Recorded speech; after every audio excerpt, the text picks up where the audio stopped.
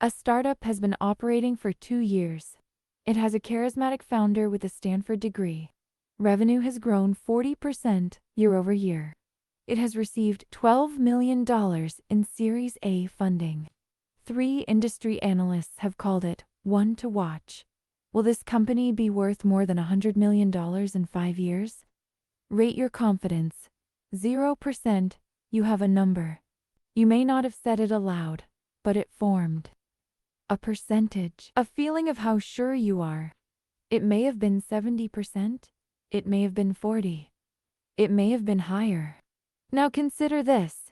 Of all venture-backed startups that raise a Series A round, roughly 75% fail entirely. Of those that survive, fewer than 1 in 50 reach a $100 million valuation within 5 years. The description gave you a story, a face, a trajectory. The base rate gave you a denominator. Your confidence came from the story. The denominator never had a chance. But notice something else. You were not just wrong about the company. You were confident about being wrong. And that confidence, that feeling of clarity, is what this episode is about. She remembers his face. Michael. Ward 7, 3 years ago. Same diagnosis. Same experimental protocol. He walked out of this hospital. One patient. One name. One face she can see. The actuarial table in her hand has 400 cases. She has not looked at it. The Negev Desert. Early 1950s. 20 years old, barely older than the soldiers he is watching, sits at the edge of an obstacle field with a clipboard. His name is Daniel Kahneman. He's been assigned to the Israeli Army's psychology branch. His job is to evaluate which of these men will become officers. The test is called the Leaderless Group Challenge. 8 candidates, stripped of rank, wearing only numbered tags, must lift a long log from the ground and haul it to a 6-foot wall. The entire group must get over the wall with the log. The log cannot touch the wall or the ground. No one can touch the wall. If any rule is broken, they start over. As the men worked, their characters seemed to pour out of them. One took command, and the others followed. Another tried to lead and was ignored. A third gave up and hung back. Under stress, it seemed, each man's true nature was laid bare. The evaluations came easily. The confident leader would be a strong officer. The quitter would wash out. The arrogant one would be a liability. The quiet one who stepped forward when the group failed, he would surprise people. The predictions felt obvious. They felt like seeing.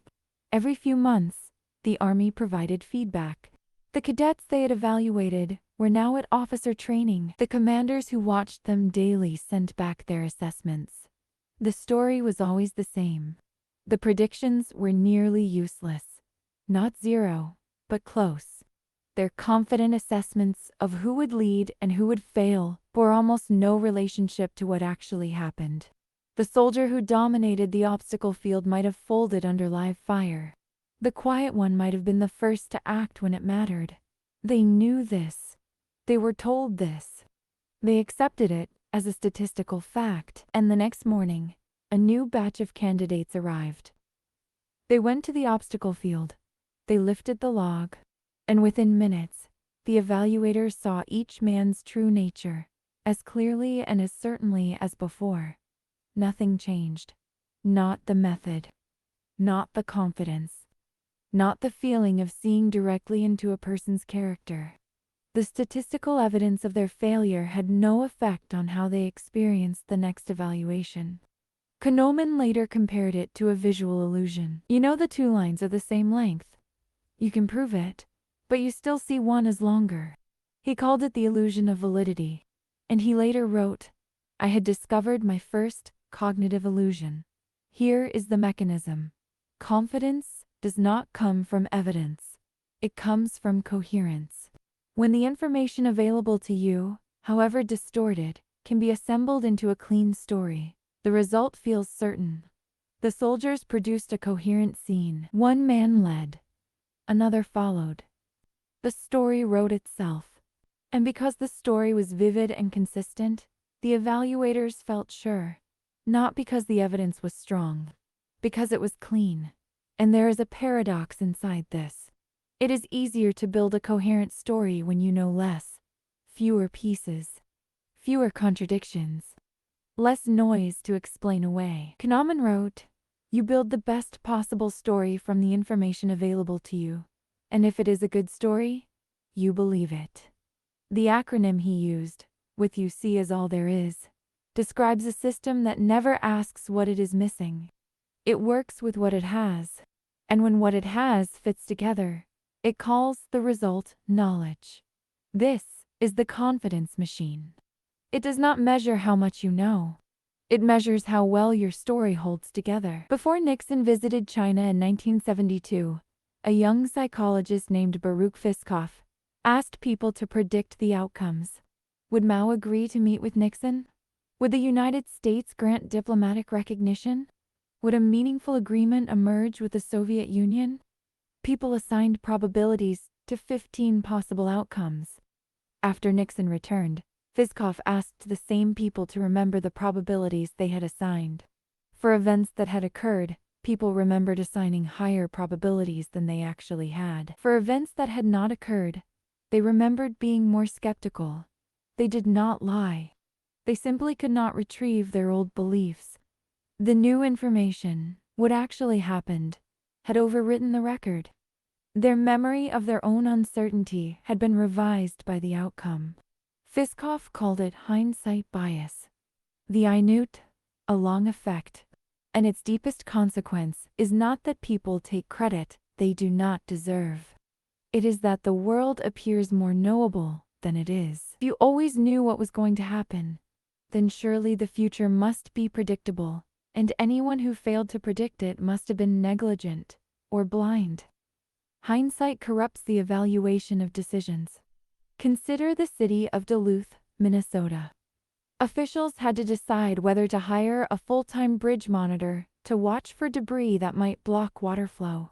When people were shown only the evidence that existed at the time of the decision, 24% said the city should hire the monitor. When a different group was told that debris had in fact blocked the river and caused a major flood, 56% said the city should have hired the monitor, even though they were explicitly instructed not to let the outcome influence their judgment.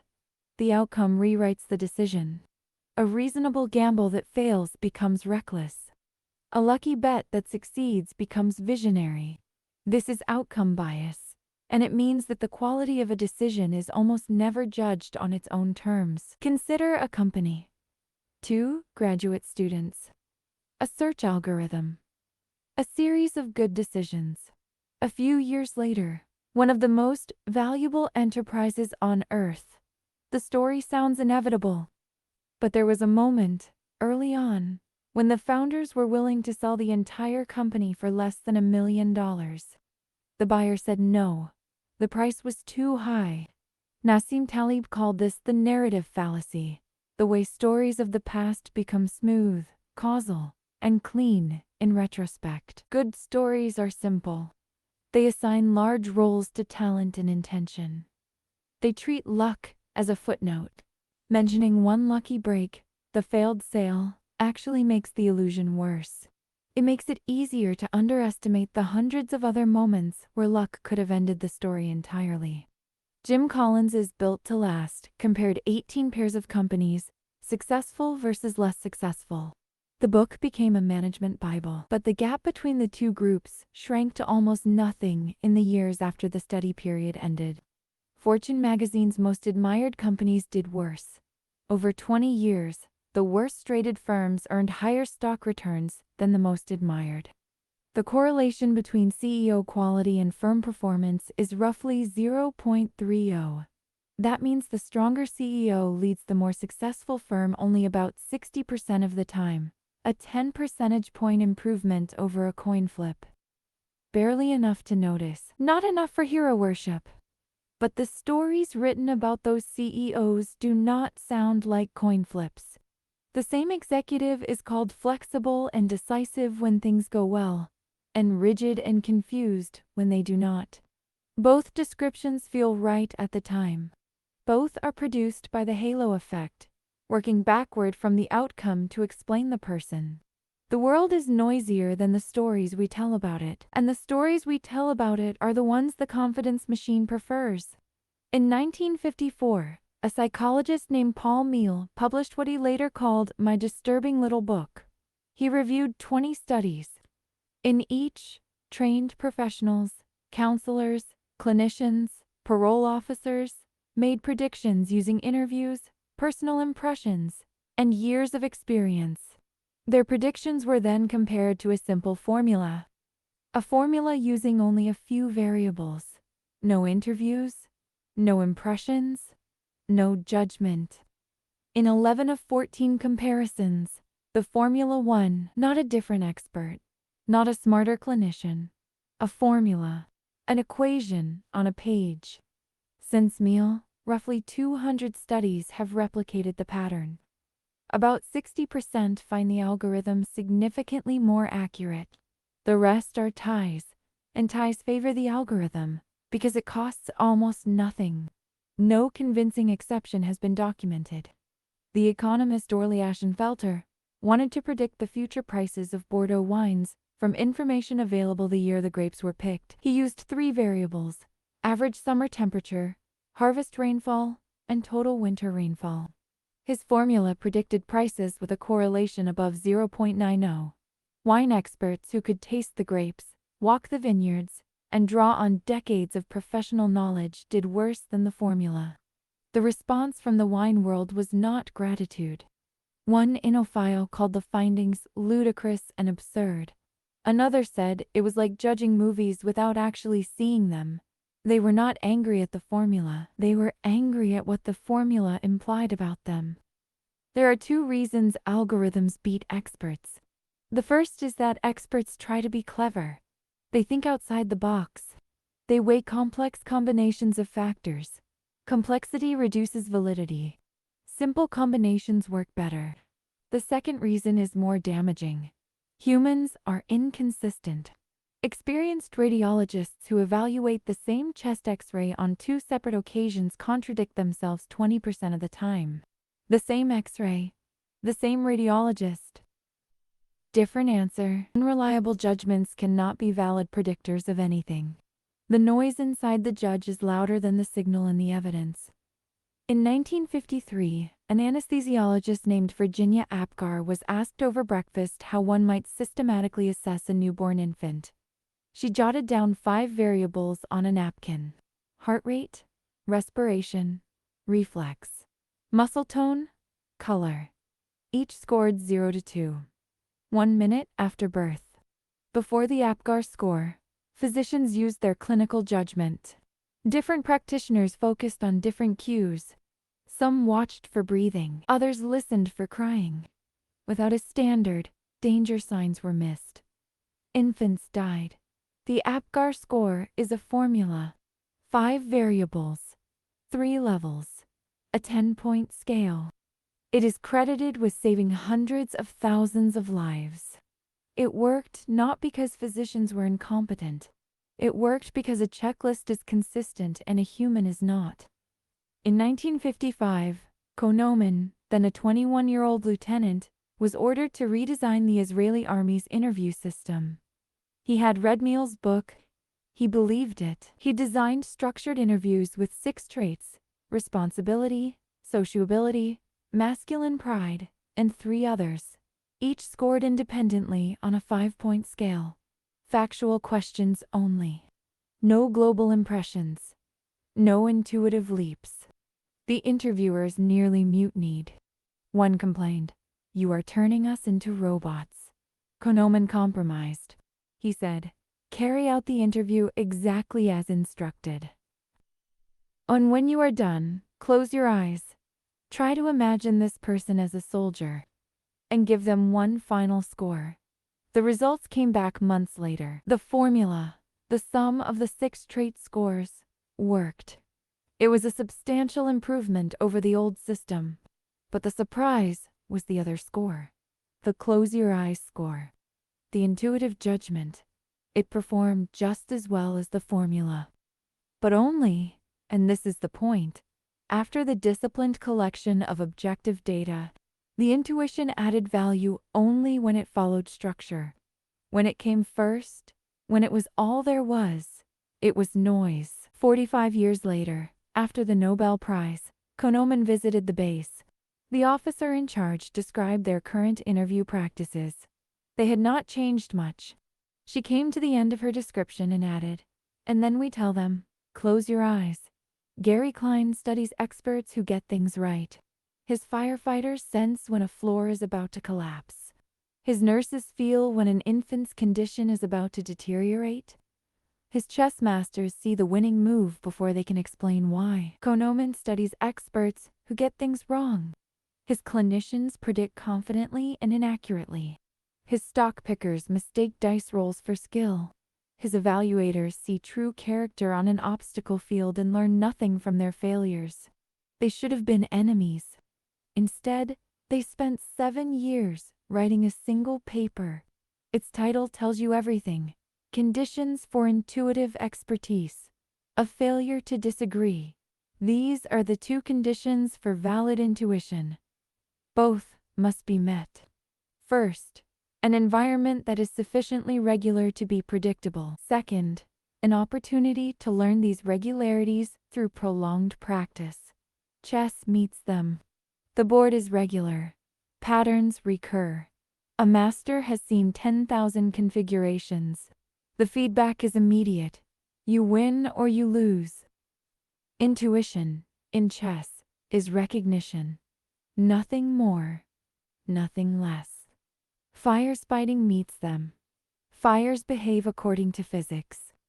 A commander who has fought hundreds of fires has learned to read the cues, the color of the smoke, the sound of the structure, the feel of the floor beneath his boots. His intuition is earned. Herbert Simon, the decision scientist, defined it plainly. Intuition is nothing more and nothing less than recognition. But stock picking does not meet the conditions. The market is not predictable. The feedback is delayed and ambiguous. The environment is what researchers call zero-validity. In 1984, Kahneman visited a Wall Street firm. He asked a senior investment manager a simple question. When you sell a stock, who buys it? The manager waved toward the window. Someone else. Someone who looked at the same information and reached the opposite conclusion. One of them was wrong. Both were confident. Terry Otting studied 10,000 brokerage accounts, 163,000 trades. On average, the stocks investors sold outperformed the stocks they bought by 3.2 percentage points per year. Taking a shower and doing nothing would have been a better strategy. Odeon published a paper titled "Trading is Hazardous to Your Wealth." The most active traders had the poorest results. A follow-up, titled "Boys Will Be Boys," showed that men traded more frequently than women and earned less as a result. The confidence to act was the source of the damage. Kahneman was invited to speak at a wealth management firm. He was given the performance data of 25 advisors across 8 consecutive years. He computed 28 correlation coefficients, every pairing of years. The average correlation was 0.01. 0. The results were indistinguishable from a dice-rolling contest. If you had replaced the advisors with coin flips, the data would have looked the same. He told them. They heard him. They did not absorb it. The executive who drove him to the airport said, "I have done very well for the firm and no one can take that away from me." Kahneman thought, "Well, I took it away from you this morning." He later wrote, "Facts that challenge basic assumptions and thereby threaten people's livelihood and self-esteem are simply not absorbed. The mind does not digest them. The boundary is clean. On one side, regular environments, fast feedback, thousands of repetitions. Chess, firefighting, nursing, anesthesiology. The Apgar score? On this side, intuition is recognition. It is earned. It is real.